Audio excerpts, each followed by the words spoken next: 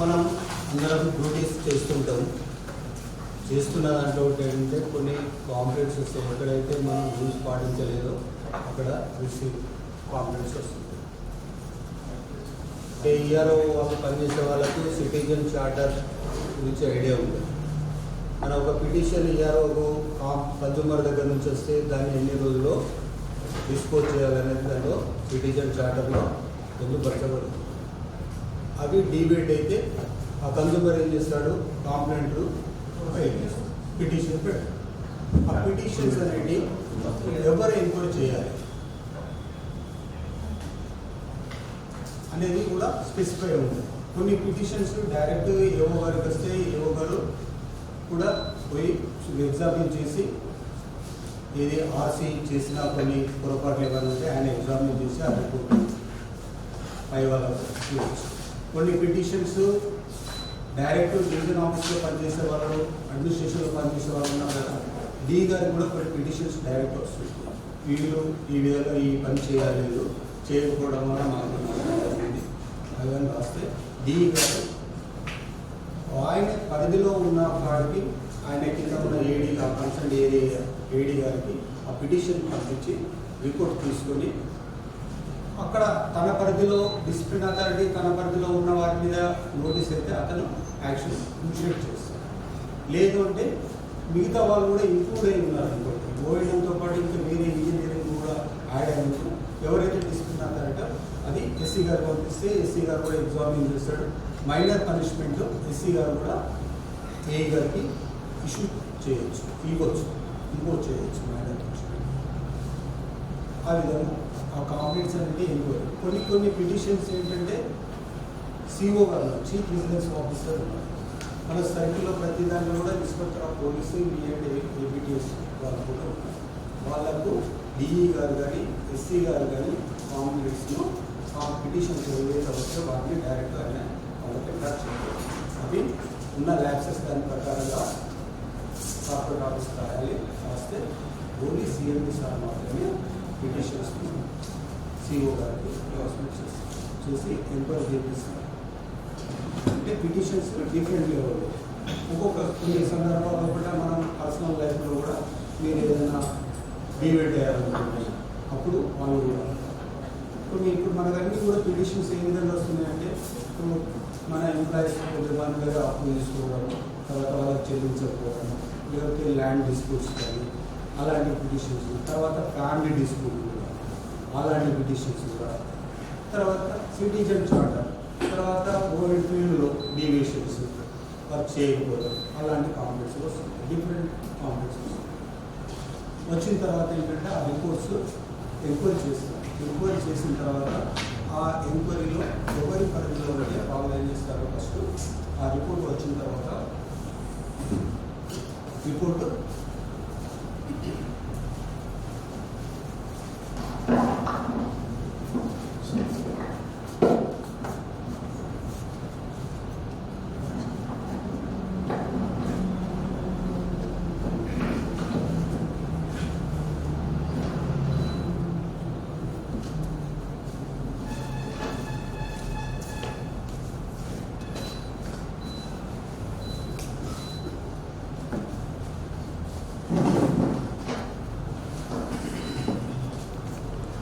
వచ్చిన తర్వాత ఇది కాంప్లైంట్స్ డిఫరెంట్ లెవెల్స్ పంపిస్తారు.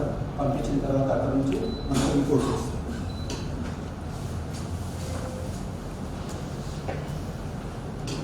రిపోర్ట్స్ వచ్చినప్పుడు ఈ రిపోర్ట్లో ఎవరి పరిధిలో ఉంటే వాళ్ళు డిసిప్లినరీ యాక్షన్ ఇనిషియేట్ చేయాలి.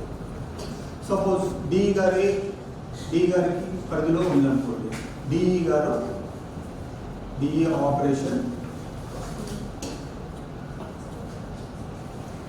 డిసిప్లిన్ అథారిటీ ఒక పిటిషన్ వచ్చింది, సిటిజన్ చార్టర్ ఫాలో కాలేదు ఓఎన్ఎం స్టాఫ్, అప్పుడు ఏం చేస్తాడు, ఆ సిటిజన్ చార్టర్ చేయలేదు కాబట్టి ఆ రిపోర్ట్ వస్తుంది. రిపోర్ట్ రాగానే డివిజన్ ఆఫీస్లో పనిచేసే వాళ్ళు వినాలి. పిటిషన్స్ రాగానే ఏడీ గారికి పంపిస్తే ఏడీ గారు రిపోర్ట్ ఇస్తారు. ఏడీ గారు రిపోర్ట్ బేస్ చేసుకొని మైనర్ నేచర్గా ఉంటే లోడ్ ప్రాసెస్ చేసేటప్పుడు క్లియర్గా అలా రిపోర్ట్ వచ్చిందాన్ని మనం నోట్లో క్లియర్గా పెట్టాలి. ఆ నోట్లో పెట్టేటప్పుడు ఆయన ఎలాంటి వర్క్స్ చేయవలసి ఉండే, ఎలాంటి డీవియేషన్స్ అయినా కూడా ఆఫీస్ నోట్లో క్లియర్గా చెప్పాలి. అకౌంట్స్ పీపుల్ రూల్స్ రెగ్యులేషన్స్ చెప్పాలి. ఆయన ఏది ఫాలో కావాల్సి ఉంటే ఏది ఫాలో కాలేదు, ఆయన యాక్షన్ కాన్స్టిట్యూట్ మిస్కండక్ట్. మనకు ఇచ్చిన రెగ్యులేషన్స్ ఇప్పుడు 4 and 6 ఉన్నాయి కదా, అవి పరిశీలన చేసి ఆయన కండక్ట్ రెగ్యులేషన్స్ కూడా రాయాలి. నోటులో డీటెయిల్గా ఉండాలి. డిసిప్లిన్ అథారిటీకి మనం ఆ రిపోర్ట్ వచ్చిన తర్వాత ఎగ్జామిన్ చేసి అది ఆఫీస్ నోట్ పెట్టినప్పుడు క్లియర్గా వాళ్ళ ల్యాబ్సెస్ అవి అన్నీ కూడా మనం రాసి అనేది ఏది తప్పు అనేది కూడా డీటెయిల్గా చెప్పి మనం డి గారికి పెట్టాలి.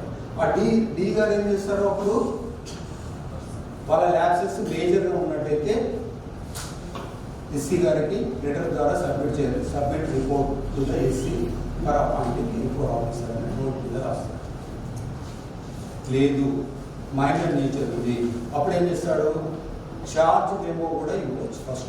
ఫస్ట్ ఏం చేయొచ్చు, ఛార్జ్ మెమో ఆ ల్యాబ్సెస్ పెట్టి మనం ఎక్స్ప్లెనేషన్ ఆఫర్ చేస్తాం. ఛార్జ్ మెమో ఇచ్చిన తర్వాత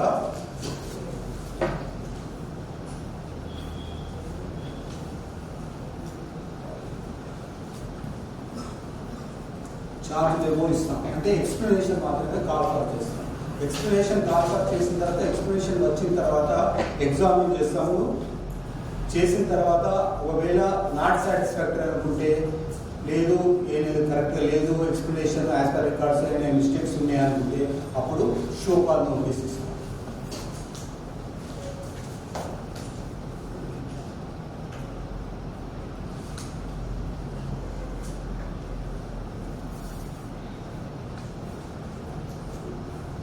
షోకాజ్ నోటీసు ఇస్తాం. షోకాజ్ నోటీసులో ఏం చెప్తాము, ఎంప్లాయీకి 15 daysలో నువ్వు నీ యొక్క ఎక్స్ప్లెనేషన్ ఇవ్వాలి అని ఆయన ల్యాబ్సెస్ అన్ని కూడా చెప్పాలి.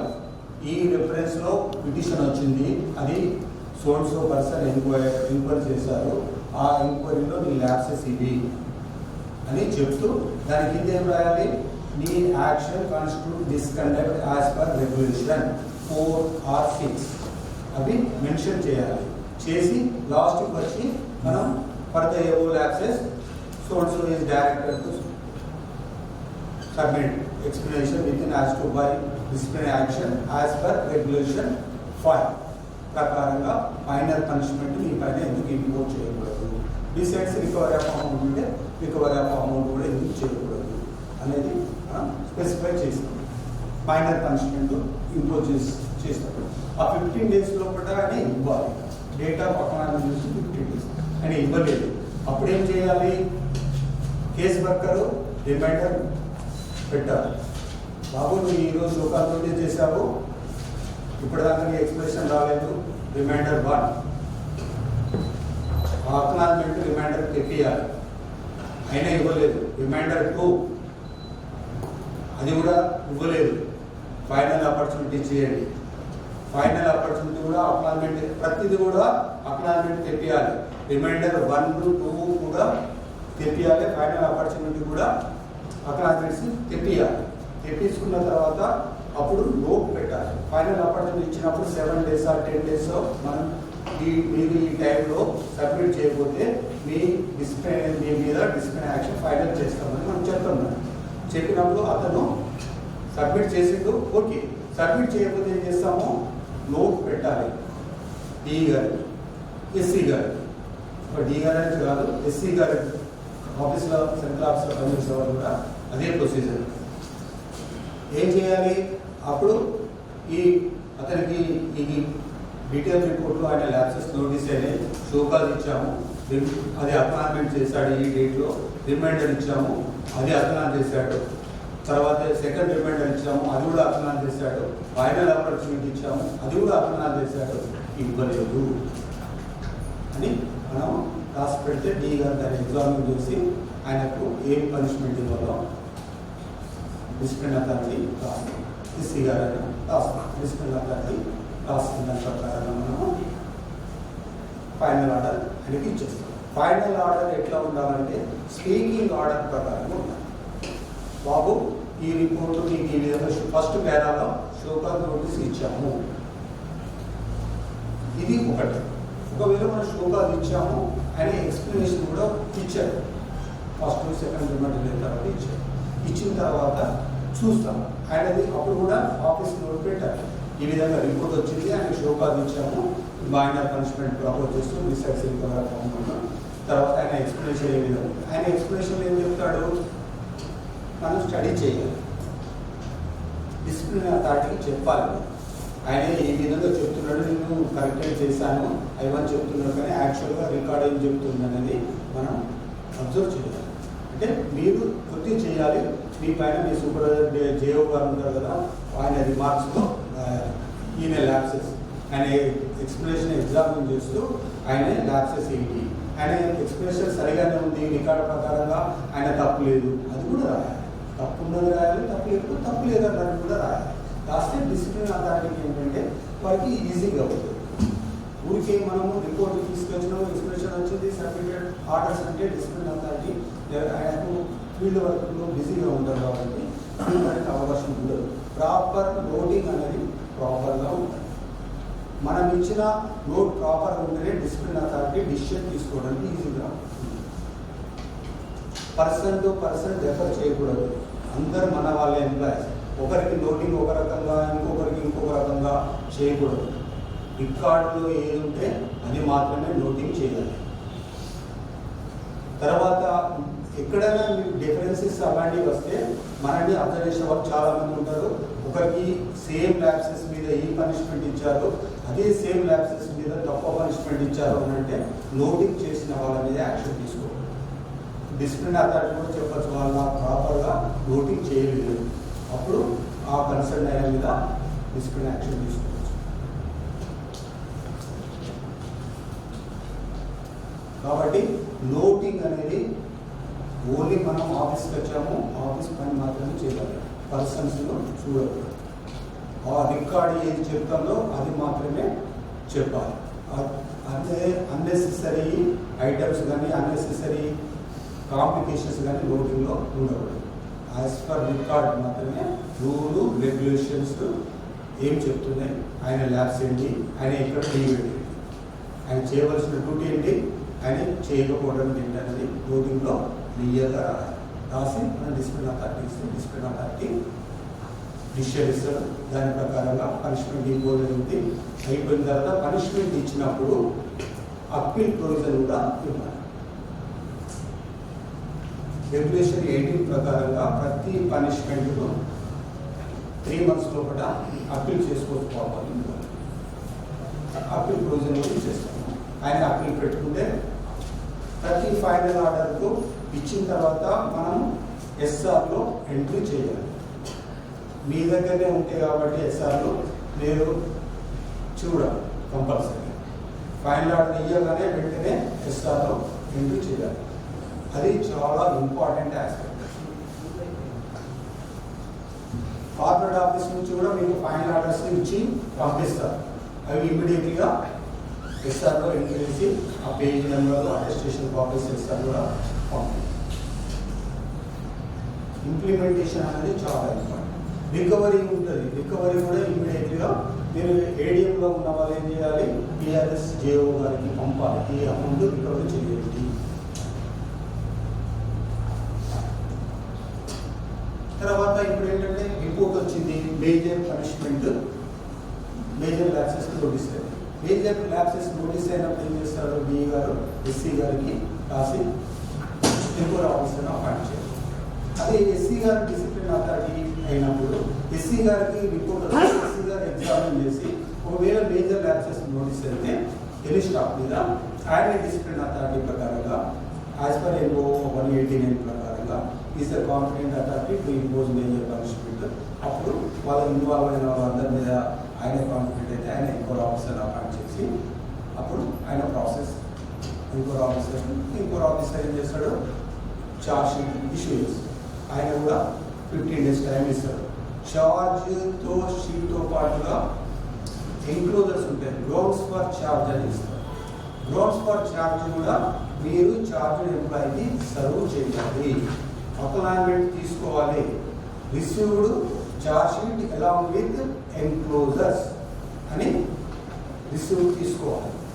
ఎందుకంటే మీరే బేసిక్ ఫౌండేషన్ కాబట్టి మీరే అందరికి సర్వ్ చేస్తారు కాబట్టి అది కంపల్సరీ తీసుకోవాలి. దాని మీద చార్జ్ షీట్ పైన ర్యాంక్స్ తీసుకోవాలి, డూప్లికేట్ కాపీ మీద తీసుకొని అది టీఈ ఎంక్వైరీస్ పంపాలి. తర్వాత వాళ్ళు రిమైండర్స్ ఇస్తారు, రిమైండర్స్ కూడా అపాయింట్మెంట్స్ తీసుకోవాలి, సర్వ్ చేయాలి చార్జ్ ఎంప్లాయీకి చేయాలి. ఒకవేళ చార్జ్ ఎంప్లాయీ తీసుకోనంటే మోడ్ ఆఫ్ కమ్యూనికేషన్ మనకు ఇన్స్ట్రక్షన్స్ ఉన్నాయి కదా, అది ఫాలో అయ్యి టైం టు టైం ఇన్ఫర్మేషన్ ఇచ్చేది. ఎంక్వైరీ అవుతుంది, చార్జ్ షీట్ ఎంప్లాయీస్ ఎంక్వైరీ అవుతుంది, ఎంక్వైరీ రిపోర్టు డి గారి లెవెల్లో ఇస్తున్నట్లయితే డి గారికి రిపోర్ట్ వస్తుంది. డి గారు వచ్చినప్పుడు ఎంక్వైరీ రిపోర్ట్ వచ్చినప్పుడు మీరు నోట్ క్లియర్గా రాయాలి. చార్జ్ వైజ్గా ఆయన ల్యాబ్సెస్ ఏమేమి కూడాయి అనేది క్లియర్గా నోటింగ్ అనేది రాయాలి.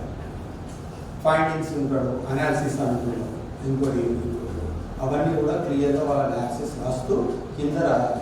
ఆయన ఏం చేయవలసి ఉండే రూల్స్ రెగ్యులేషన్ ప్రకారంగా ఆయన డ్యూటీస్ ఏది అటెండ్ చేయాలి, అటెండ్ చేయలేదు అది కండక్ట్ రెగ్యులేషన్స్ చూడాలి. ఇన్స్ట్రక్షన్స్ ఏవైతే ఉంటాయో అవి ఫాలో కావడం వల్ల కూడా అవి కూడా మనం లోడింగ్లో పెట్టి డిసిప్లిన్ అటాచ్ పెడితే డిసిప్లిన్ అటాచ్ మేజర్ పనిష్మెంటా మైనర్ పనిష్మెంటా అనే షోకాజ్ ఇవ్వాలని రాస్తారు. షోకాజ్ ఇచ్చినప్పుడు రాసిన దాని ప్రకారంగా మనం షోకాజ్ పెడతాము. షోకాజ్తో పాటు enquiry officer in duplicate submit చేస్తాడు రిపోర్ట్ చార్జ్ ఎంప్లాయీస్ ప్రకారంగా. చార్టెడ్ ఎంప్లాయీకి ఒక్కొక్క ఎంప్లాయీ రెండు కాపీలు సబ్మిట్ చేస్తారు. ఒక కాపీ మన దగ్గర పెట్టుకోవాలి, ఒరిజినల్ కాపీ ఒకటి చార్జ్ షీట్ షోకాజ్తో పాటు ఎన్క్లోజ్ చేసి పంపాలి. దాంట్లో రాయాలి సర్వీస్గా charge employee along with its enclosures. వాళ్ళు కూడా మీరు సెక్షన్ ఆఫీసర్కి కానీ ఏడీ గారికి పంపిస్తారు, లేకపోతే ఎస్సీ ఆఫీస్లో ఉన్న వాళ్ళు డి గారికి పంపిస్తారు. దాంట్లో రాసి అవి కూడా సర్వ్ చేయమని చెప్పాలి. అప్లాంట్ తీసుకోవాలి. షోకాజ్ రిసీవ్డ్ ఎన్క్లోజర్స్ అనేది తీసుకోవాలి కంపల్సరీ. కొన్ని సందర్భాల్లో చార్టెడ్ ఎంప్లాయీ ఏం చేస్తాడు, ఫామ్ 1 ఇచ్చినప్పుడే చార్జ్ షీట్ ఎంప్లాయీ ఇచ్చేటప్పుడు ఫామ్ 1లో రాస్తాడు, నేను ఈ విట్నెస్లను క్రాస్ చేస్తాను అంటే ఎంక్వైరీ ఆఫీసర్ ఆ విట్నెస్ను పిలిచి ఆయన క్రాస్ చేసే అవకాశాన్ని ఇస్తాడు. నాకు ఆఫ్టర్ ఎంక్వైరీ నాకు కాపీస్ ఆఫ్ డిపోజిషన్స్ ఇవ్వండి అంటే స్టేట్మెంట్ డ్యూరింగ్ ద ఎంక్వైరీలో కూడా స్టేట్మెంట్ కలెక్ట్ చేస్తారు. విట్నెస్ ఉంటారు కదా, చార్టెడ్ ఎంప్లాయీ మీద విట్నెస్ కొంతమంది కాంప్లైంట్ చేసిన వాళ్ళు ఉంటారు, వాళ్ళని నేను డ్యూరింగ్ ద ఎంక్వైరీ క్రాస్ చేస్తాడు. ఆ కాపీ ఏవైతే ఉన్నాయో ఆ కాపీ నాకు ఇవ్వండి, నేను అది పరిశీలించి నేను ఎక్స్ప్లెనేషన్ ఇస్తాను, షోకాజ్ ఇస్తాను అంటారు. అన్నప్పుడు ఫామ్లో ఆల్రెడీ ఎంక్వైరీ ఆఫీసర్ ఇచ్చాడా లేదా అనేది కూడా పరిశీలన చేయాలి, చూడాలి. చూసి ఒకవేళ ఇచ్చినట్టయితే బాబు నీకు ఆల్రెడీ ఎంక్వైరీ ఆఫీసర్ పని చేశాడు కాబట్టి నీ రిక్వెస్ట్ కన్సిడర్ చేయకూడదు అని చెప్తాను. ఏదైనా ఓరల్గా చెప్పకూడదు, పేపర్ మీద అడిగింది పేపర్ మీదనే చెప్పాలి. ఏదైనా ఓరల్గా రాదు. డిసిప్లిన్ కేసులో ప్రతిదీ పేపర్ మీదనే ఇన్ఫార్మ్ చేయాలి. ఒకవేళ ఆయన ఫామ్ 1లో రాయలేదు, ఇప్పుడు అడుగుతున్నాడు, డిసిప్లిన్ అథారిటీకి నోట్ పెట్టాలి.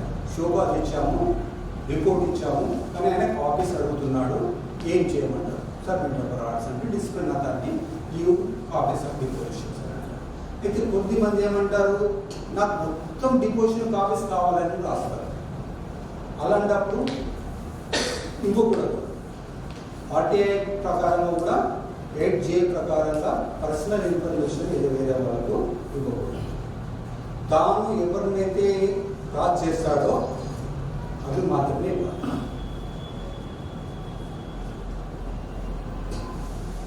ఇప్పుడు ఆయన 3 ఎంప్లాయీస్ ఉన్నారు, అందరికీ ఇవ్వమంటాడు, విట్నెస్గా ఇవ్వమంటాడు, ఆయన సబ్జెక్టుకు సంబంధించి దేని కూడా అడుగుతాడు. అలాంటివి ఇవ్వడు. ఆయనకు రిలేటెడ్ మాత్రమే ఆఫీస్ ఆఫ్ క్వశ్చన్స్ ఇవ్వాలి, ఇచ్చి టైం ఇవ్వాలి. అక్కడ కూడా 7 డేసా 10 డేసా 15 డేసా డిసిప్లిన్ అథారిటీ ఇస్తున్నాము, నువ్వు సబ్మిట్ చేయవచ్చు. అది వచ్చిన తర్వాత ఎగ్జామిన్ చేసినప్పుడు కూడా డీటెయిల్గా నోట్ పెట్టాలి. వచ్చిన తర్వాత అది యాక్షన్ ఇనిషియేట్ చేస్తారు. మేజర్ పనిష్మెంట్ ఇద్దామని డీ గారు అనుకున్నాడు. Reversion to lower cadre, reduction to seniority, లేకపోతే రిడక్షన్ ఆఫ్ పే అలాంటివి ఇచ్చినప్పుడు ఎస్ఆర్ రెగ్యులేషన్ 36 చూడాలి పార్ట్ 1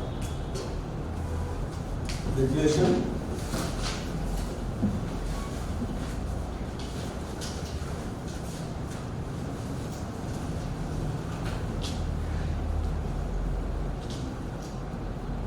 పార్ట్ 1లో క్లియర్ ఉంది.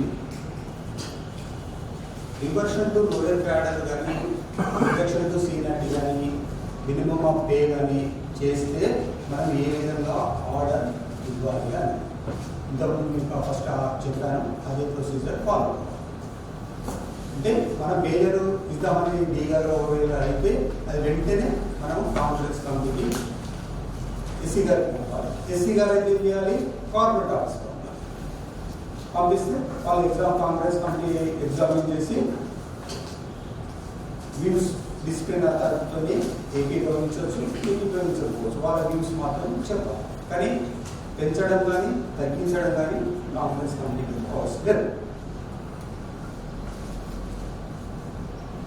అవి చేసి మనకు వస్తుంది కాంగ్రెస్ కమిటీ వ్యూస్ వస్తుంది. డిసిప్లిన్ అథారిటీ కాంగ్రెస్ కమిటీ కూడా వాళ్ళ వ్యూస్ కూడా యాక్సెప్ట్ చేయొచ్చు, చేయకపోవచ్చు. It is a description of the discipline authority. అతను వాళ్ళతో ఏకీభవించవచ్చు, ఏకీభవించకపోవచ్చు. తన ఓన్ కంక్లూజన్స్ తీసుకుని కూడా కాంగ్రెస్ కమిటీ వ్యూస్ వచ్చిన తర్వాత కూడా తన ఓన్ కంక్లూజన్స్ రికార్డ్ చేసి మేజర్ పనిష్మెంట్ ఇంపోజ్ చేయొచ్చు, మైనర్ పనిష్మెంట్ కూడా చేయొచ్చు. ఎప్పుడైతే మేజర్ పనిష్మెంట్ మనం ప్రపోజ్ చేసి కాంగ్రెస్ కమిటీకి పంపించిన తర్వాత ఇక మైనర్ అనేది ఉండదు.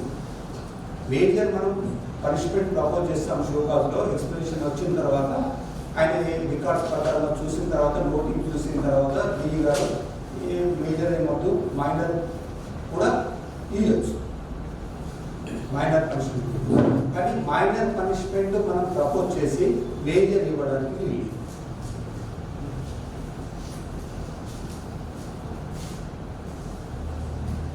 ఓకేనా? మైనర్ పనిష్మెంట్ ప్రపోజ్ చేసి మేజర్ ఇవ్వడానికి వీలు లేదు. మేజర్ పనిష్మెంట్ ప్రపోజ్ చేసి మైనర్ ఇవ్వచ్చు. ఎప్పుడైతే మనం ఒక ఎంప్లాయీ ఒక ల్యాబ్స్ మీద మనం సస్పెండ్ చేస్తాం, ఇంకోటి అంటే రిపోర్ట్ వచ్చింది, అతన్ని సస్పెండ్ చేస్తాం. సస్పెండ్ చేసిన తర్వాత ఎంక్వైరీ ఆఫీసర్ని అపాయింట్ చేస్తాం. ఎంక్వైరీ రిపోర్ట్ వచ్చింది, నోటింగ్ పెట్టాము. డిఈ గారు కానీ ఎస్సీ గారు కానీ issue major punishment decides period of suspension as such and recovery of amount ఉంటే అమౌంట్ అంతా సస్పెన్షన్ పీరియడ్ షోకాజ్లో కంపల్సరీగా యాజ్ సచ్ అనకూడదు. అనాథరైజ్డ్ ఆబ్సెన్స్ కి మాత్రమే రెగ్యులేషన్ 15(4) ప్రకారంగా, లీవ్ రెగ్యులేషన్ 15(4) ప్రకారంగా దయస్నాన్ ఇస్తారు. దయస్నాన్ అనే పదాన్ని సస్పెన్షన్ లో వాడాలి. యాజ్ సచ్ అని తప్పనిసరిగా షోకాజ్లో మెన్షన్ చేయాలి. మేజర్ పనిష్మెంట్ ఇష్యూ చేసి సస్పెండ్ అయిన ఎంప్లాయీని రీఇన్స్టేట్ చేయకూడదు. అది రాయండి ఈ నోటింగ్. ఏంటంటే ఎస్సీ లెవెల్లో అయినా, సెంట్రల్ ఆఫీస్ అయినా, డివిజన్ ఆఫీసులో అయినా నోటింగ్ కరెక్ట్ ఉండాలి. When the discipline authority proposed major punishment decides treating the suspension period as such and decides recovery of amount, you should not reinstate the employee. ఎందుకు చేయకూడదు? Major punishment ఇచ్చినప్పుడు అంటే major punishment మనం propose చేస్తున్నాం ఏంటి? అతన్ని reversion to lower cadre చేయొచ్చు, seniority తగ్గించచ్చు, and pay తగ్గించచ్చు, compulsory చేయొచ్చు, రిమూవ్ చేయొచ్చు, డిస్మిసల్ చేయొచ్చు. రీఇన్స్టేట్ చేస్తే ఇంకేముంటుంది? అవన్నీ ఏం చేయమనంటే కదా. మేజర్ పనిష్మెంట్ ప్రపోజ్ చేసిన వాల్యూ ఏముంటుంది? ఉండదు దానికి. కాబట్టి మేజర్ పనిష్మెంట్ ఎప్పుడైతే షోకాజ్లో ప్రపోజ్ చేస్తారో decides creating of period of suspension as such, decide the recovery of and etc. అప్పుడు రీఇన్స్టేటర్ అని డీగా రాసిన మనం చెప్పాలి మేజర్ పనిష్మెంట్లో ఈ పనిష్మెంట్స్ ఉన్నాయి, అతన్ని ఇప్పుడు రీఇన్స్టేట్ చేయరాదు అని నోటింగ్ చేయాలి. ఎందుకంటే మీ దగ్గర నుంచే నోట్ జనరేట్ అవుతుంది.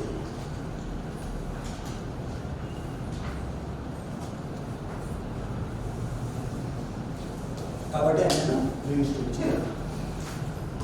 ఆయన ఎక్స్ప్రెషన్ వచ్చిన తర్వాత అప్పుడు మీరు డి గారు ఎగ్జామ్ ఎస్సీ గారు కానీ డి గారు తీసుకున్న తర్వాత ఎగ్జామిన్ చేసి ఒకవేళ అంత మేజర్గా తీసుకోవాల్సిన అవసరం లేదనుకున్నప్పుడు pending finalization of disciplinary action ఆయన ఎక్స్ప్రెషన్ వచ్చిన తర్వాత రీఇన్స్టేట్ ఇచ్చి రీఇన్స్టేట్ చేసి ఆయన జాయిన్ అయిన తర్వాత డిసిప్లినరీ యాక్షన్ చేసుకోవచ్చు. మేజర్ పనిష్మెంట్ కవర్ చేస్తాం, కానీ మైనర్ ఇద్దామని అనుకున్నారు వచ్చిన తర్వాత అప్పుడు మనం pending finalization of disciplinary action అతన్ని రీఇన్స్టేట్ చేస్తాము, చేసి తర్వాత డిసిప్లినరీ యాక్షన్ ఇనిషియేట్ చేస్తాం. ఓకేనా? ఇప్పుడు ఏం చెప్పాను మీరు లేరు ఇక్కడ, పేపర్ చూస్తున్నాం. నీది కాదు అప్పుడు లాస్ట్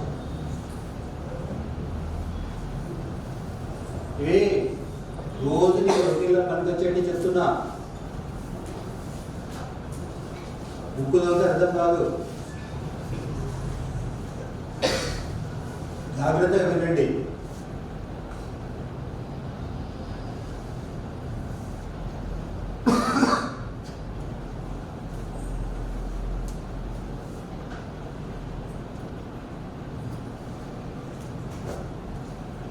మైనర్ పనిష్మెంట్ కూడా చెప్పినా, మేజర్ పనిష్మెంట్ కూడా చెప్పినా మీకు ఏ విధంగా చేయాలి. ఓకేనా? తర్వాత ప్రతి ఫైనల్ ఆర్డర్కు అప్పీల్ ప్రొవిజన్ ఉంటుంది, అప్పీల్ సూచిస్తారు. డిఈ గారు ఇచ్చిన ఫైనల్ ఆర్డర్ మీద ఎస్సీ గారు అప్పీల్ అథారిటీ, ఎస్సీ గారు ఆఫీస్లో పనిచేసే వాళ్ళు ఏం చేయాలి, అప్పీల్ వస్తే ఫస్ట్ ఏం చేయాలి, ఆ పనిష్మెంట్ ఇంప్లిమెంట్ అయిందా కాలేదా, ఎస్ఆర్లో ఆ రికార్డ్ అయిందా కాలేదా తెప్పించుకున్న తర్వాతనే అప్పీల్ ప్రాసెస్ చేయాలి. సర్కిల్ ఆఫీసులో ఉన్నవాళ్ళు అమౌంట్ రికవర్ ఉంది, అమౌంట్ రికవర్ స్టార్ట్ అయిందా లేదా అనేది వెరిఫై చేసుకున్న తర్వాతనే అది అప్పీల్ ఇక్కడ నోట్ ప్రాసెస్ చేయాలి. అతనికి ఈ పనిష్మెంట్ ఇచ్చారు, ఈ ల్యాబ్స్ ఉంది, డీగా ఈ పనిష్మెంట్ ఇచ్చాడు, తర్వాత రికార్డ్స్ ఈ విధంగా చెప్తుంది, ఆయన ఈ డిబేట్ ఏంటి, ఈ రూల్ రెగ్యులేషన్ డీవియేషన్ ఏంటి, ఆయన చేయవలసిన పని చేయలేదు, ఈ పనిష్మెంట్ ఇచ్చాడు, సబ్మిటెడ్ ఫర్ అవర్స్ అని మనం ఎస్సీ గారికి పెడితే ఆయన విత్ ఇన్ ద టైంలో సబ్మిట్ చేస్తే విత్ ఇన్ ద టైం, లేదు అని టైంలో సబ్మిట్ చేయలేదు, ఫైనల్ ఆర్డర్ ఈ రోజులో ఇచ్చాడు, కంపల్సరీ రాయాలి. Final order acknowledged by the employee so డేట్లో ఆయన సబ్మిట్ చేశాడు. విత్ ఇన్ ద 3 months ఉందా లేదా చెప్పాలి. అప్లైట్ అథారిటీ చూడగానే అర్థమైపోవాలి. ఆయన చూసిన తర్వాత అని డిసిషన్ తీసుకోవడానికి ఈజీగా ఉండాలి. మనం కాంప్లికేటెడ్గా ఉండదు, నోటింగ్ చాలా క్లియర్ ఉండాలి. ఆఫీసర్స్ చూస్తే వాళ్ళకి అర్థమైపోయేటట్టు ఉండాలి. ప్రతిదీ కూడా మనం అనలైజ్ చేసుకొని మీరు ఆఫీసర్గా ట్రీట్ అయ్యి ఏం చేస్తారో ఏం చేయాలన్నది ఆ విధంగా నోటింగ్ అనేది రావాలి. అప్పుడు ఇంప్లిమెంటేషన్ రిపోర్ట్ వచ్చినాక అప్పీల్ ప్రాసెస్ చేయకూడదు. సర్కిల్ ఆఫీస్లో ఉన్నవాళ్ళు అది తెప్పించుకొని రికార్డ్ చేయించి అది తెప్పించిన తర్వాత ప్రాసెస్ చేయాలి.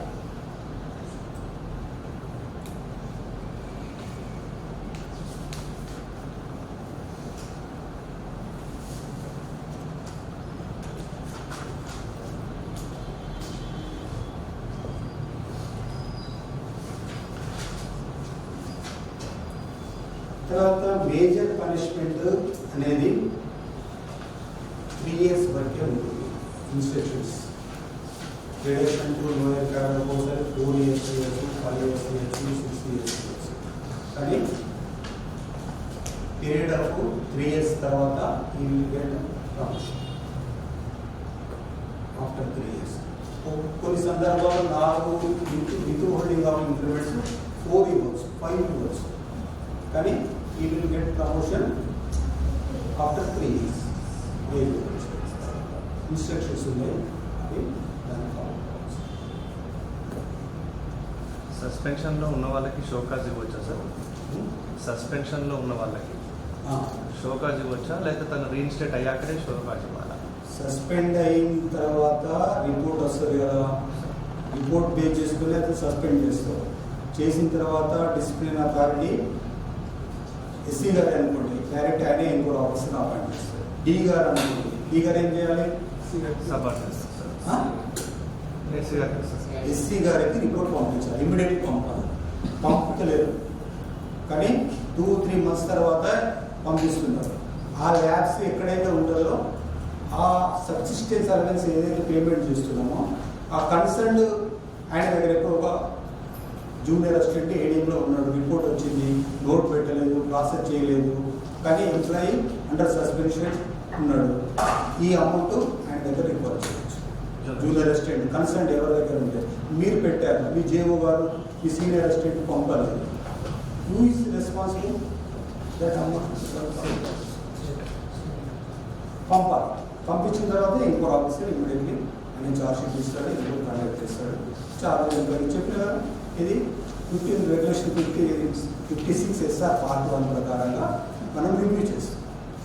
ఆయనే కోఆపరేట్ చేస్తే 50% ఇస్తాము, లేదంటే మనం 25% మాత్రమే సబ్సిస్టెన్స్ అలవెన్స్ ఇస్తాం. ఒక ఎంప్లాయీ ప్రైవేట్ కేసులో ఇన్వాల్వ్ అయ్యారు, ఫ్యామిలీ డిస్ప్యూట్లో కానీ అదర్ అమౌంట్ దాంట్లో కానీ ల్యాండ్ డిస్ప్యూట్లో కానీ more than 48 hours ఉంటే సస్పెండ్ అయిన తర్వాత రీఇన్స్టేట్ చేస్తాము. ఆయన క్రిమినల్ కేసు తర్వాత 2-3 years తర్వాత ఆయన అక్యూటల్ ప్రైవేట్ కేసు అక్యూటల్ అయితే ఆ పీరియడ్ ఆఫ్ సస్పెన్షన్ రెగ్యులేషన్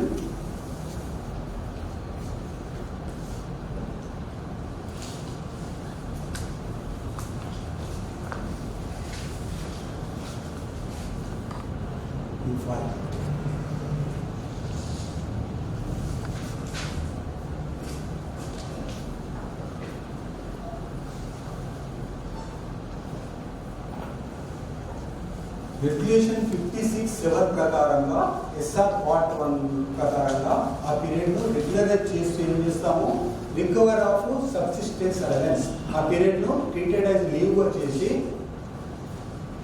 మనం ఏదైతే సబ్సిస్టెన్స్ అలవెన్స్ పేమెంట్ చేసామో 50% అది అడ్జస్టబుల్గా అమౌంట్.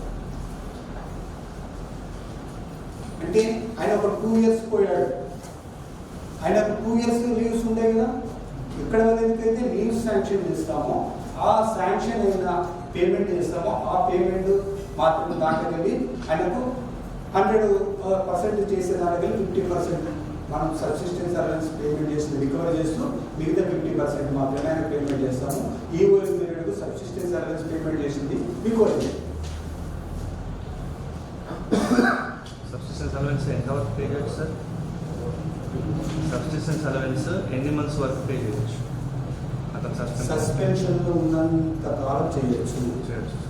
ఆయనే ఒకవేళ ఆయనే రెస్పాన్సిబుల్ ప్రొలాంగేషన్ ఆఫ్ సస్పెన్షన్ అన్నప్పుడు పేమెంట్ 25% ఇస్తాము. అయినా ఆయన అట్లనే చేస్తున్నాడు అనుకో, అప్పుడు దాన్ని కూడా యాక్షన్ ఇనిషియేట్ చేయొచ్చు.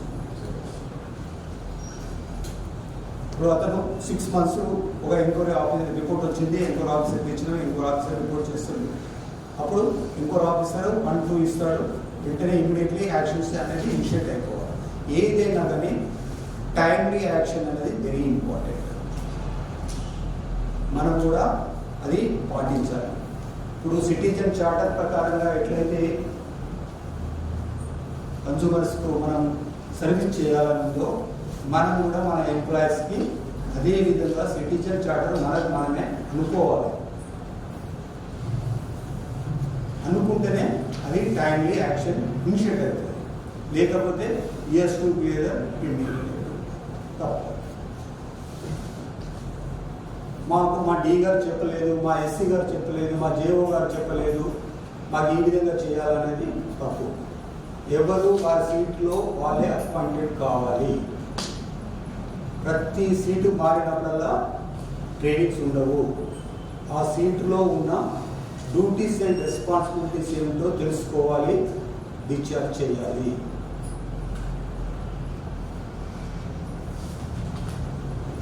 APSCB మాన్యువల్ 100 పారా 100 ప్రకారంగా ఎవ్వరు వాళ్ళే చూసుకోవాలి, తెలుసుకోవాలి, చేయాలి. ప్రతి సీటుకు ట్రైనింగ్ ఉండదు. సీట్ మాన్యువల్స్ కూడా సాఫ్ట్ కాపీస్ ఉండే తీసుకోండి. ఏపీఎస్ఏపీ మాన్యువల్ 1 and 2 దాంట్లో అన్ని డ్యూటీస్ అండ్ రెస్పాన్సిబిలిటీస్ వెరీ క్లియర్గా ఉన్నాయి. అది చాలా ఇంపార్టెంట్. ఇప్పుడు మనం డిటిఆర్ ఫెయిల్యూర్స్ ఎట్లా చేస్తారు, లైన్ ఎట్లా చేయాలి, మీటరింగ్ ఎట్లా చేయాలి, తర్వాత ఈఆర్ఓ ఫంక్షన్స్ ఎట్లా, duties and responsibilities very clear in revenue booklet. ERO staff వాళ్ళ ఎస్ఆర్సి డ్యూటీస్ ఏంటి, జేఓ క్యాచ్ ఏం చేయాలి, జేఓ బిల్లింగ్ ఏం చేయాలి, నాన్ బిల్లింగ్ జేఓ ఏం చేయాలి అనేది వెరీ క్లియర్. అవన్నీ డివియేషన్ అయితేనే మనకు డిసిప్లిన్ కేసు అనేది స్టార్ట్ అవుతుంది.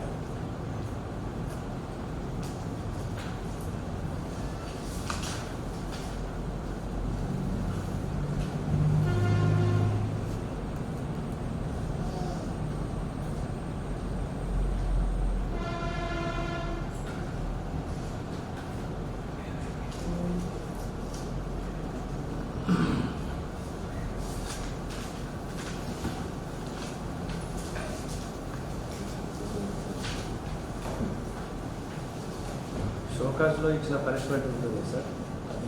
షోకాజ్లో ఇప్పుడు minor punishment decide recovery also అని ఇస్తారు కదా సార్. మళ్ళీ దాన్ని వెనక్కి తీసుకునే అవకాశం కాంపిటెంట్ అథారిటీకి ఉంటుంది కదా. అంటే అతను ఇచ్చిన ఎక్స్ప్లెనేషన్ సూటబుల్ ఫర్ దానికి అనుకున్నాం సార్.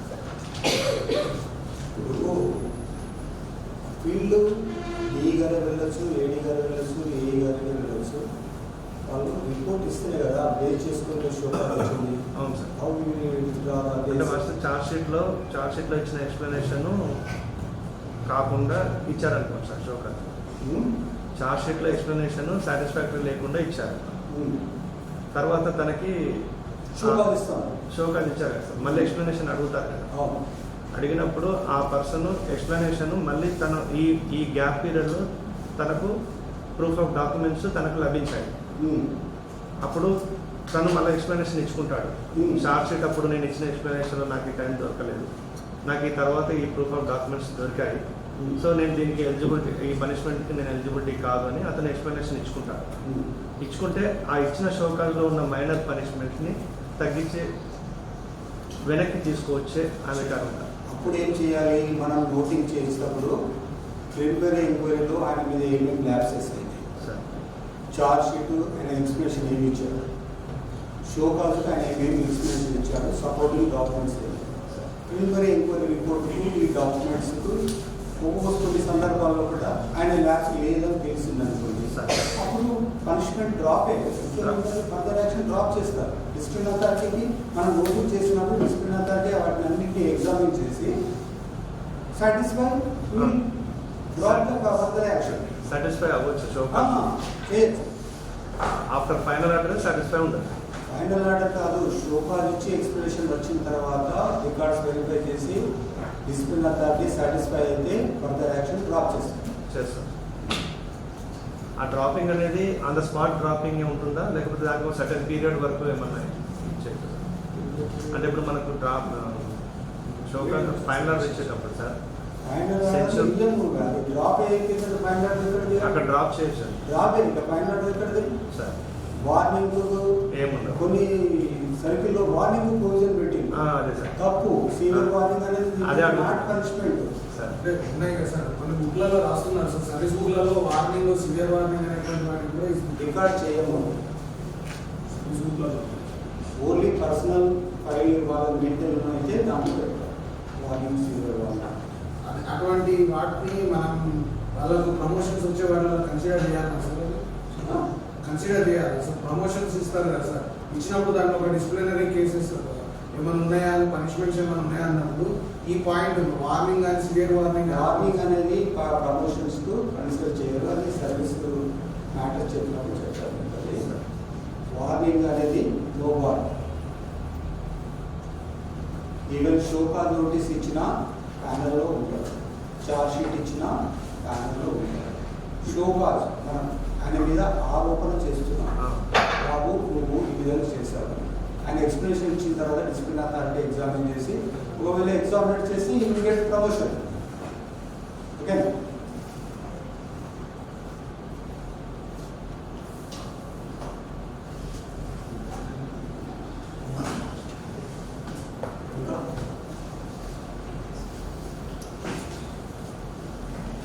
చెప్పండి. డౌట్స్ ఏమన్నా ఉంటే అడగండి.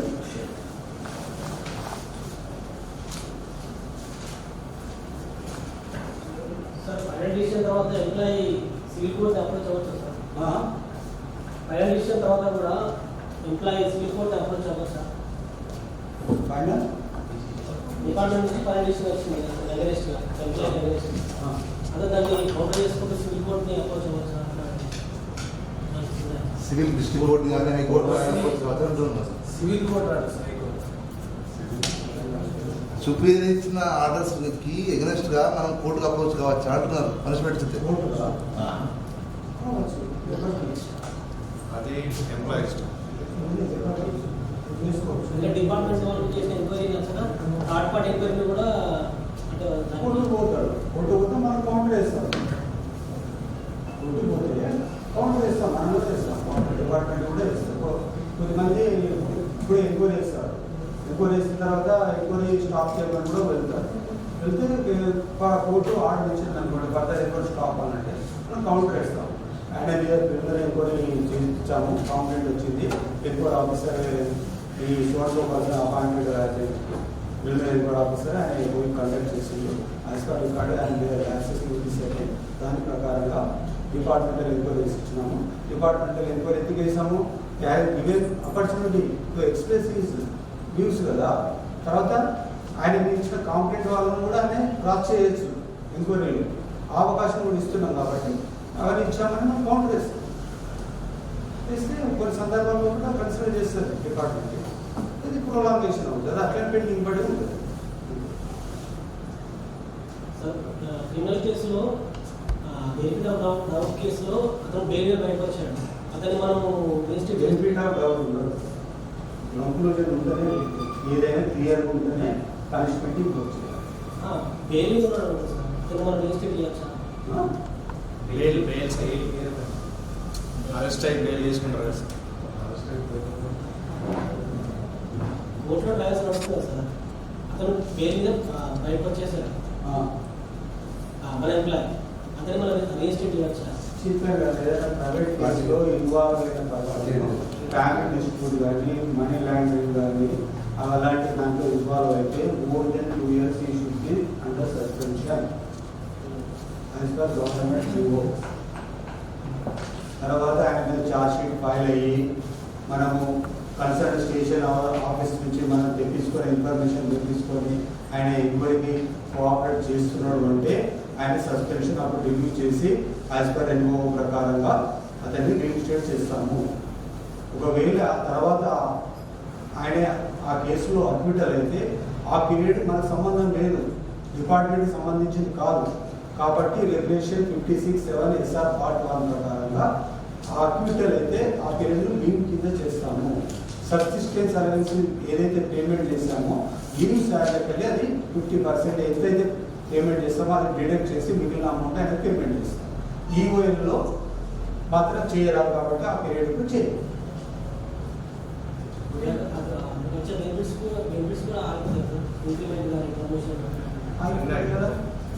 అది కేసు ఫైనల్ అయ్యే వరకు ఫైనల్లో అతను నిర్దోషి కాదు, ఫైనల్ చేయరాదు. ఫైనల్ అయ్యేదాకా ఆయనకి ఏం బెనిఫిట్స్. ఈ సస్పెన్షన్ పీరియడ్ అనేది రెగ్యులరైజ్ కాకపోతే నీకు ఈ కనెక్టివిటీ ఆఫ్ సర్వీస్ పోతుంది కదా. అంటే ఫైనల్ జడ్జిమెంట్లో అతను ఇన్నోసెంట్ అని ప్రూవ్ అయిన ఫైనల్ జడ్జిమెంట్లో అతను ఇన్నోసెంట్ అని ప్రూవ్ అయింది. ప్రూవ్ అయినప్పుడు అతను మూవ్ అయితే ఆయన ఇమ్మీడియట్లీగా మనం ఏమి మాత్రం ప్రైవేట్ కేసులో అతను ఇన్వాల్వ్ అయ్యి కన్విక్షన్ అయింది అనుకో, అయితే ఇమ్మీడియట్లీ అతన్ని డిస్మిసల్ ఫ్రమ్ సర్వీస్ చేస్తాం. ఏసీబీ ట్రాప్ కేసెస్ ఉన్నాయి. ఏసీబీలో అమౌంట్ యాక్సెప్ట్ చేశారు, తర్వాత ఆయన జ్యుడిషియల్ కస్టడీ చేస్తారు, 1 month అట్లా ఉంచుతాడు. ఉంచిన తర్వాత రిలీజ్ అవుతాడు. ఆఫ్టర్ 2 years గవర్నమెంట్ రివ్యూ చేస్తే ఏసీబీ కేసెస్ వాళ్ళు రివ్యూ చేసి గవర్నమెంట్ నుంచి ఆర్డర్స్ వస్తాయి రిజిస్ట్రేట్ చేయమని.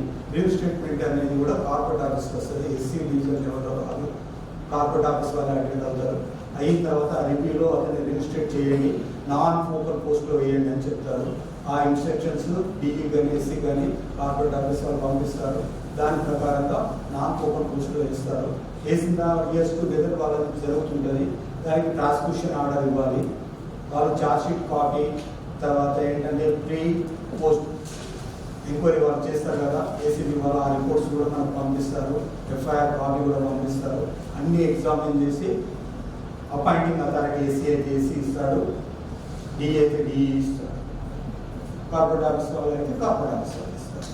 ఎవరు డిసిప్లిన్ అథారిటీ మేజర్ పనిష్మెంట్ ఉంటారో వాళ్ళు ప్రాసిక్యూషన్ ఆర్డర్ ఇస్తే అది డీజీ కోర్టులో ఫైల్ చేస్తారు.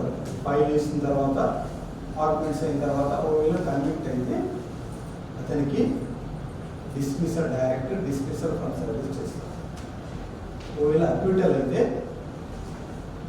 ఆ పీరియడ్ ఆఫ్ సస్పెన్షన్ కూడా కొన్ని సందర్భాల్లో డ్యూటీ కింద చేయబడుతుంది, కొన్ని సందర్భాలలో కూడా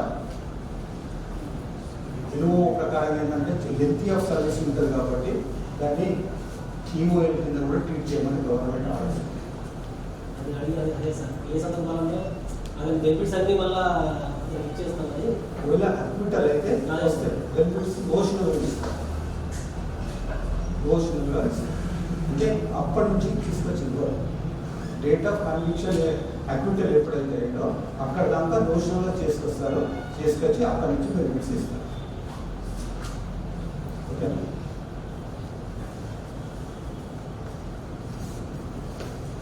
ఇంకా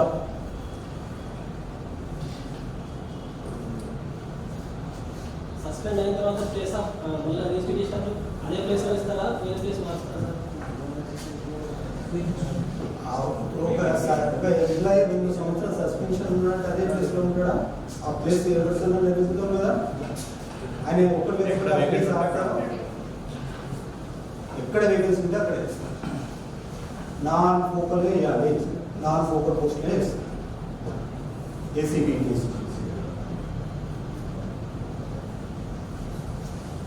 గవర్నమెంట్ ఇస్తే స్పెసిఫైగా చెప్తుంది ఈ should B post in non focal post.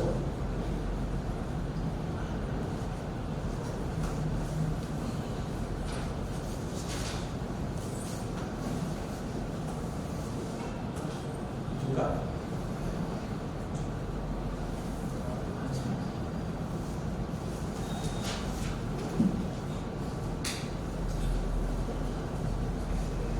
మీరు మాత్రం ఏం చేయాలి? రూల్స్ రెగ్యులేషన్స్ తర్వాత కావాలి. ఇన్స్ట్రక్షన్స్ టైం టు టైం ఇచ్చినాయి చూస్తూ ఉండాలి, రికార్డ్ చేసుకుంటూ ఉండాలి. కాపీస్ వచ్చినప్పుడు రూటింగ్ ప్రాపర్గా ఉండాలి, టైమ్లీ యాక్షన్ ఉండాలి. అప్పుడు మాత్రమే అది కరెక్ట్గా మన ఎంప్లాయీస్కి న్యాయం చేసుకోవాలి. అబ్స్కాండింగ్ ఫ్రమ్ డ్యూటీస్ చాలా మంది ఎవరున్నారు మన దగ్గర. దాన్ని కూడా టైం టు టైం మనం ఏం చేయాలి? వాళ్ళకి ఎక్స్ప్రెషన్ కాల్ఫర్ చేయాలి, షోకాజ్ నోటీస్ ఇవ్వాలి. అప్పుడు కూడా ఏంటంటే మోర్ దెన్ 1 year వరకు కూడా చూడవలసిన అవసరం లేదు.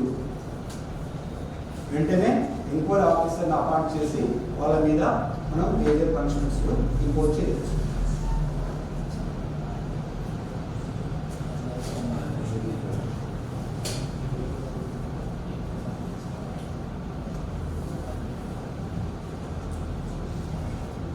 ఏఓ గారికి షోకాజు ఇవ్వచ్చా సార్? ఏఓ గారు తన సబార్డినేట్ షోకాజు ఇవ్వచ్చు లేదు, ఆయనే ఎస్సీ గారికి సబ్మిట్ చేస్తాం. తన సబార్డినేట్స్ ఎవరినైనా ఎవరి మీద అంటే ఒక ఎంప్లాయీ అపాయింటింగ్ అథారిటీ షోకాజు ఇవ్వాలి. అపాయింటింగ్ అథారిటీ అపాయింటింగ్ అథారిటీ ఇవ్వడమే కరెక్ట్. అంతే తనకి ఇచ్చే తన అది ఎక్స్పీరియన్స్ ఉంది, మన అనెక్సర్లో ఏఓ గారి ఇవ్వచ్చని ఉంది, కానీ ప్రాక్టీస్లో లేదు. అది డిసిప్లిన్ అథారిటీ ఎవరైతే వాళ్ళే ఇవ్వాలి. ఇస్తే ఏంటంటే దానికి లీగల్గా కూడా స్టాండ్ అవుతుంది. ఎందుకంటే ఎస్టాబ్లిష్ ఉంటుంది కదా వాళ్ళ దగ్గర. ఇప్పుడు ఏడీకి ఉంది పర్మిట్, ఓఎల్డీ మీద యాక్సెప్ట్ చేసేది ఉంది, కానీ ఏడీ గారి దగ్గర స్టాప్ ఉందా? ఎస్టాబ్లిష్మెంట్ లేదు కదా. అంటే ఏవో గారి దగ్గర ఉంది కదా సార్ ఎస్టాబ్లిష్మెంట్. ఏవో గారి దగ్గర ఉంది, లిమిటెడ్. ఆయన ఏమున్నది, శాలరీస్ చేస్తాడు, లీవ్ శాంక్షన్ చేస్తాడు, ఇంక్రిమెంట్స్ రిలీజ్ చేస్తాడు, కానీ డిసిప్లినరీ యాక్షన్ మాత్రం ఇనిషియేట్ చేయలేదు. ఆయన సస్పెండ్ చేసే పవర్స్ ఉంది. ఆయన ఇమీడియట్లీ సస్పెండ్ చేయొచ్చు. రిపోర్ట్ ఆయనే పోయి ఫీల్డ్లో పోయి పిఆర్స్ రాంగ్ అమౌంట్ ఒకటి కలెక్ట్ చేసి ఒక పిఆర్ తప్పు పిఆర్ ఇష్యూ చేస్తే అలాంటి 3-4 చేసినా అవి రిపోర్ట్ తీసుకొని ఇమీడియట్లీ సస్పెండ్ చేసి రిపోర్ట్ ఎస్సీ గారికి ఇచ్చేసి ఎస్సీ గారు ఇంకో ఆఫీస్లో పనిచేస్తారు. అది ఏదైతే పిఆర్ మిస్టేక్ అయింది అది అప్పుడప్పుడే చేసుకోవచ్చు కదా సార్. అమౌంట్ మిస్టేక్ అయినా కూడా లేకుంటే అమౌంట్ ఇచ్చారు అది ఎవరు చేయాలి, ఎస్ఏఆర్సీ చేయాలి టైం టు టైం. అప్పుడే దానికి ఇంత పెద్ద ఎంక్వైరీ అవసరం. టైం టు టైం యాక్షన్ ఎవరు చేయాలి. నీ అప్పుడు ఆర్సీ పోయిండు, ఆర్సీ మీద ఎస్ఏఆర్సీ ఉంటాడు. ఎస్ఏఆర్సీ ప్రాపర్గా స్కూటీ చేస్తే డీసీఆర్సీతో చేస్తే అప్పుడే పాయింట్ అవుట్ అవుతుంది. అప్పుడు అక్కడే అయిపోతుంది. ఆయన ముఖ్యంగా టిక్ చేయి, రెడ్ కనుక ఇట్లా ఇట్లా టిక్ చేసుకుంటే పోయింది అనుకో పాయింట్ అవుట్ కాదు. కన్సూమర్ వచ్చి కాంప్లైంట్ చేసే వరకు కూడా కాదు. డ్యూటీస్ ఎక్కడైతే డీలిమిట్ అవుతాడో అక్కడ డిసిప్లిన్ యాక్షన్ స్టార్ట్. అదే సింపుల్. ఇప్పుడు ఏవో గారు డైరెక్ట్ డి గారు ఎస్సీ గారికి ఇవ్వాలి సార్, లేకపోతే డి గారికి కూడా ఏమన్నా ఇన్ఫర్మేషన్ ఇవ్వాలి?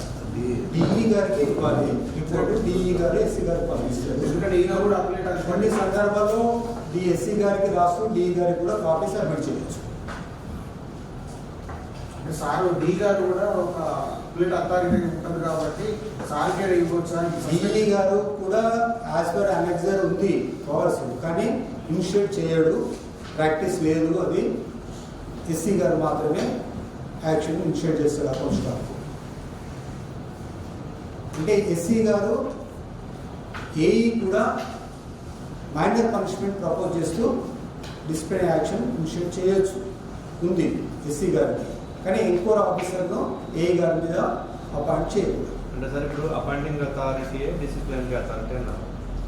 ఇప్పుడు ఎనీ ఓఎంఎం స్టాఫ్ అయినా జేఎల్ఎం టు లైన్ ఇన్స్పెక్టర్ అయినా కూడా under the control of DE. తన subordinates up to JO work అయినా కూడా సార్ కంట్రోల్ సార్. మరి వీళ్ళందరూ అపాయింటింగ్ అథారిటీ కూడా ఎస్సీ గారే కదా సార్. ఎస్సీ గారు కావచ్చు లేదా కార్పొరేట్ ఆఫీస్ కావచ్చు. ఇప్పుడు లైన్ ఇన్స్పెక్టర్లు అది jail sir. Jail appointing authority SC గారు లేదు సార్. ఎస్సీ గారు అపాయింట్ చేసి డిఈ గారికి ఇచ్చాడు యాజ్ పర్ లిస్ట్ ప్రకారంగా, కానీ యాక్చువల్ అపాయింటింగ్ అథారిటీ డిఈ గారే, చేయలేదు సార్. జూనియర్ అసిస్టెంట్ ఎవరు ఎస్సీ గారు ఇచ్చిందా లేదా? ఎస్సీ గారు ఏం చేస్తాడు, ఆల్ డివిజన్స్కి సెలెక్ట్ చేసిన లిస్టు డిఈ గారికి పంపిస్తే డిఈ గారు అపాయింటింగ్ అథారిటీ ఇస్తారు. సో పోల్ టెస్టింగ్ ఉంది, పోల్ టెస్టింగ్ ఎవరు చేయాలి? ఎస్సీ గారు చేయాలి. అందరి ఆల్ సర్కిల్ నుంచి తీసుకొచ్చిన మెంబర్ అన్ని కూడా ఎగ్జామిన్ పోల్ ఎస్సీ గారు చేస్తాడు. సెలెక్షన్ చేసిన లిస్ట్ డి గారు పంపిస్తే డి గారు ఆర్డర్స్ చేస్తారు. తర్వాత ఇంపార్టెంట్ ఇంకొకటి ఏంటంటే, ఒక ఎంప్లాయీ సస్పెండ్ అయ్యిండు, తర్వాత రీఇన్స్టేట్ అయ్యింది. ఆ బిట్వీన్లో ఈ పీరియడ్ను మనము ఇంక్రిమెంట్ అనేది ఎప్పుడు చూస్తామనంటే, ఇప్పుడు ఆయన ఒక 10th మంత్లో ఇంక్రిమెంట్ ఉంది, ఆయనే 6th మంత్లో సస్పెండ్ అయ్యాడు. రీఇన్స్టేట్ 10th మంత్లోనే ఉంటుంది. ఇలా 10th మంత్లో కదా ఏజ్ 6 నెలల 5 10th మంత్లో రీఇన్స్టేట్ అయ్యాడు. ఈయన ఇంక్రిమెంట్ ఎప్పుడు చూడాలి? పోస్ట్ పోన్ చేయాలి. పీరియడ్ ఆఫ్ సస్పెన్షన్ నుంచి రీఇన్స్టేట్ అయిన డేట్ ఏదైతే ఉంటుందో అక్కడ మాత్రమే రీఇన్స్టేట్ అయిన డేట్ కానుంచి ఆయన ఇంక్రిమెంట్ అనేది స్టార్ట్. రెగ్యులేషన్ క్లియర్ ఉంది 34లో. అంటే అదే అతన్ని ఎస్ఆర్ పార్ట్ 1లో 34లో ఉంది. ఆయన 1 year ఇది 4 అయిపోతాడు. ఇప్పుడు 10th మంత్ నుంచి 6 months వరకు పనిచేస్తాడు. ఈ 8 months ఆయన చేసిండు, కానీ ఇక్కడ సస్పెండ్ అయ్యిండు. 10th మంత్లో అయ్యిండు, కానీ ఆయనకు రీఇన్స్టేట్ అయిన కాడ నుంచే ఆ పీరియడ్ మళ్ళీ క్యాలిక్యులేట్ చేస్తుంది. ఈ పీరియడ్ అంతా కానీ మళ్ళీ 1 year రీఇన్స్టేట్ అయిన కాడ నుంచి ఆయన ఇంక్రిమెంట్ స్టార్ట్ అవుతుంది. బిఫోర్ సర్వీస్ బిఫోర్ అంతా 4 రెగ్యులేషన్ మన ఓన్గా బిఫోర్ రెగ్యులేషన్ చేస్తారు. ప్రిసీడింగ్ పీరియడ్ అంతా ఇక అక్కడ 6 నెలలు చేసింది కదా, మళ్ళీ ఇక్కడ రీఇన్స్టేట్ అయిన తర్వాత 4 నెలల తర్వాత 6 నెలల తర్వాత మళ్ళీ ఇంక్రిమెంట్ ఇస్తామనేది తప్పు.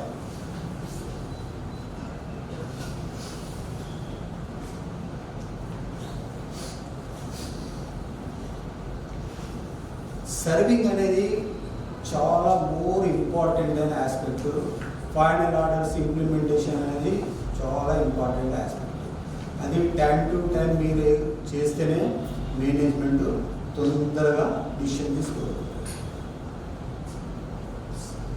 టైం ఇప్పుడు ఒక ఎంప్లాయీ ఉన్నారు, డిసిప్లిన్ యాక్షన్లో ఇన్వాల్వ్ అయితే మీరు యాక్టివ్గా ఉన్నారు, యాక్టివ్ అయ్యి తొందరగా ఆయన రిమెంట్స్ ఇవ్వడం వల్ల ఏంటి, అతను భయపడి తొందరగా ఆయన ఎక్స్ప్లెనేషన్ ఇస్తే మీరు ప్రాపర్గా నోటింగ్ పెట్టి డిసిప్లిన్ అథారిటీ డిసిషన్ కూడా టైంలో తీసుకుంటే ఆయనకు punishment postponement of money increment ఇచ్చాడు అనుకుంటే ఆ పీరియడ్ ఏమైపోతుంది, తొందరగా కంప్లీట్ అయితే ఈ విల్ గెట్ బెనిఫిట్స్.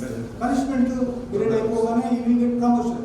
మీరు ఇక్కడ డిలే చేశారనుకోండి, ఇప్పుడు ఆయన షోకాలు ఇచ్చి 1 year తర్వాత 2 years తర్వాత దాన్ని ఫైనల్ చేస్తే అంటే ఈ పీరియడ్ లాస్ అవుతున్నాడు, ఆ పీరియడ్ కూడా అతను లాస్ అవుతుంది. అంటే మనం సిటిజన్ చార్టర్ ఏ విధంగా ఉందో అదే విధంగా మనం అనుకోవాలి. ఈ కేసు నాది, నేను తొందరగా దీన్ని డిస్పోజ్ చేయాలి అనేది మీరు పెడితేనే మీ జేఓ చూస్తాడు, మీ డి గారు చూస్తాడు, మీ ఎస్సీ గారు చూస్తాడు, మీ పిఓ చూస్తాడు. మీరు లేకపోతే అది చేయకపోతే మీ దగ్గరనే 5 years టు డెవలప్మెంట్. మీరు ఎంత ఇప్పుడు హార్డ్ వర్క్ చేసి ఎంత కష్టపడితే అపాయింట్ అయ్యారు. ఎప్పుడు మనిషి నెంబర్ 1 ఉన్న వ్యక్తి నెంబర్ 1గా ఉండేటంటే always you has to try up to retirement. Number 1గానే ఉండాలి, ఎప్పుడు డౌన్ ఫాల్స్ కావాలి. అది మంచి పాజిటివ్ థింకింగ్ ఉండాలి. వితౌట్ కుములేటివ్ ఎఫెక్ట్కి విత్ కుములేటివ్ ఎఫెక్ట్కి డిఫరెన్స్ ఏంటి సార్? వితౌట్ 1 year అనేది ఇప్పుడు మనం ఫైనల్ ఆర్డర్ ఇచ్చిన దగ్గర నుండి 1 year చూస్తాం. ఆ టైంలో ఆయనకు ప్రమోషన్ వస్తే ఇవ్వు. తర్వాత కమెన్స్మెంట్ కంప్లీషన్ అన్నారు కదా మీరు, అది కూడా ఇయ్యరు. సెన్సూర్ ఉన్న 6 months తర్వాతనే కంప్లీషన్ ఇస్తారు. కమెన్స్మెంట్ అంటే అపాయింట్మెంట్ అయినప్పుడే కమెన్స్మెంట్ ఇస్తారు. కంప్లీషన్ మాత్రం ఇవన్నీ పనిష్మెంట్స్ ఉన్నాయా లేదా అనేది కూడా చూస్తారు, చూసి వాటిని ఇస్తారు. డేట్ ఆఫ్ ఇంక్రిమెంట్ అనేది ఇప్పుడు ఆయనకు 6 నెలల కూడా ఇంక్రిమెంట్ రిలీజ్ అయింది, 10వ నెల పనిష్మెంట్ వచ్చింది. నెక్స్ట్ 6 నెలలు వచ్చే ఇంక్రిమెంట్ పోస్ట్ పోన్ అవుతుంది. వితౌట్ విత్ ఉన్న అది సీజ్ అదే టోటల్ సర్వీస్లో అది రాదు. అంటే ఇప్పుడు వితౌట్ అయితే ఈ ఇంక్రిమెంట్ మళ్ళీ అక్కడ రిలీజ్ చేస్తా సార్. అంటే అది 1 year తర్వాత ఇంకొక 1 year అవుతుంది కదా, ఆ 1 year అప్పుడు 2 ఇంక్రిమెంట్స్ రిలీజ్ అవుతుంది. అంటే ఇది రిలీజ్ అవుతుంది, అది రిలీజ్ అవుతుంది. 2 రిలీజ్ చేస్తూ monitor benefit date of second increment నుంచి ఇస్తారు. అక్కడి నుంచి ఇస్తారు. అదే విత్ అయితే విత్ ఇది మొత్తానికి హోల్డింగ్ ఆఫ్ విత్ అంటే అదొకటే రిలీజ్ చేస్తాం. అది రాదు. అంటే ఆఫ్టర్ 1 year తర్వాత అట్లా 3 years ఉన్నా కూడా అంతే 3 ఎందుకంటే మ్యాక్సిమం ఎన్ని ఇంక్రిమెంట్ అవుతుంది? Discipline authority gravity of action బట్టి పనిష్మెంట్ అనేది ఇప్పటివరకు అయితే చూసిన 3 వరకు ఉన్నాయి సార్. అంటే 4, 5, 6 అట్లా కూడా ఉన్నాయి, ఇచ్చినవి ఉన్నాయి. 5 ఇంక్రిమెంట్స్ 4 ఇంక్రిమెంట్స్ కూడా ఇచ్చినవి విత్ కుములేటివ్ ఇచ్చినవి.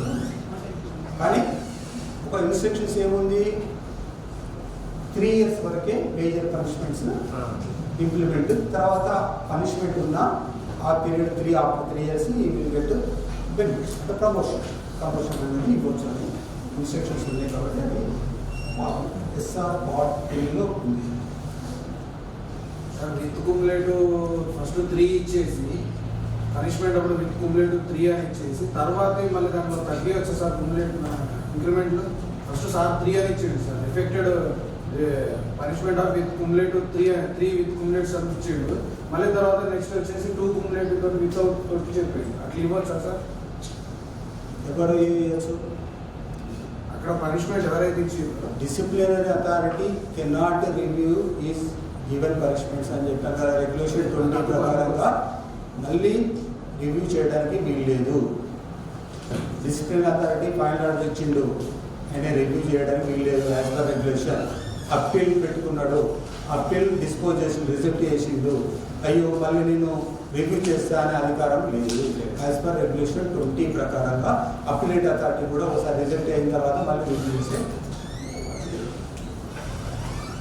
సార్ సెన్సర్ ఇస్తే 1 ఇయర్ నెక్స్ట్ చేయాలి సార్, నేను నాకు 6 months అని. సెన్సర్ ఇస్తే 1 year sir, sensitive period 6 months కదా.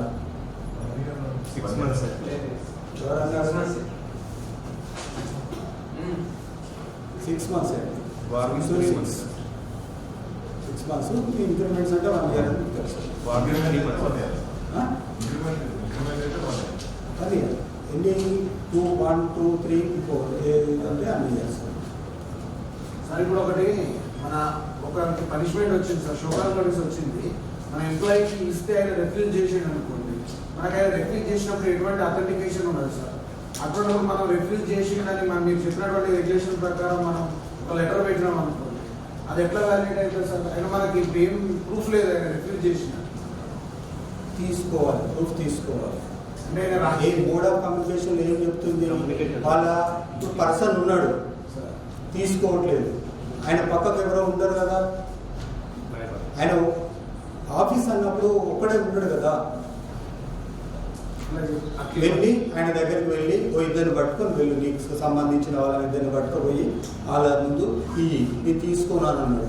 వెంటనే వీళ్ళ పక్కలతో విట్నెస్తో స్టేట్మెంట్ తీసుకొని ఇది సర్వ్ చేస్తామంటే ఆయన తీసుకోలేదు అని వీళ్ళు స్టేట్మెంట్ ఇచ్చి అది డిసిప్లిన్ అథారిటీకి పంపించేసి ఎస్సీ గారు పంపిస్తే అప్పుడు వాళ్ళు దాన్ని ఎగ్జామిన్ చేసి మైనర్ ఇచ్చినట్టు ఏదంటే చూసి ఇంకా మేజర్ కూడా ఇచ్చే అవకాశం ఉంటుంది. అది క్యాన్సిల్ చేసి మళ్ళీ రివైజ్ షోకాల్ నోటీస్ కూడా ఇచ్చే అవకాశం ఉంటుంది. ఇండిసిప్లిన్ అనేది యాక్సెప్ట్ చేయదు మేనేజ్మెంట్ ఎప్పుడు కూడా.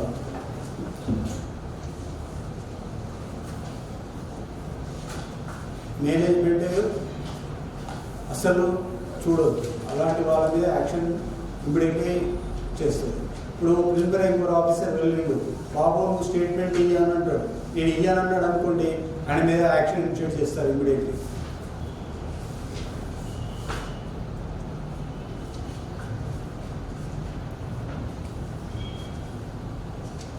మేనేజ్మెంట్ ఏదైతే డిసైడ్ చేస్తుందో అది తూచ తప్పకుండా పాటించాలి. ఆఫీసర్స్కు మనము చెప్పిన ఇన్స్ట్రక్షన్స్ ఫాలో కావాలి. ఎక్కడైనా డీవియేషన్ అయితే అప్పుడు డిసిప్లిన్ యాక్షన్ ఇనిషియేట్ అవ్వాలి. ఎవరైనా కాదు.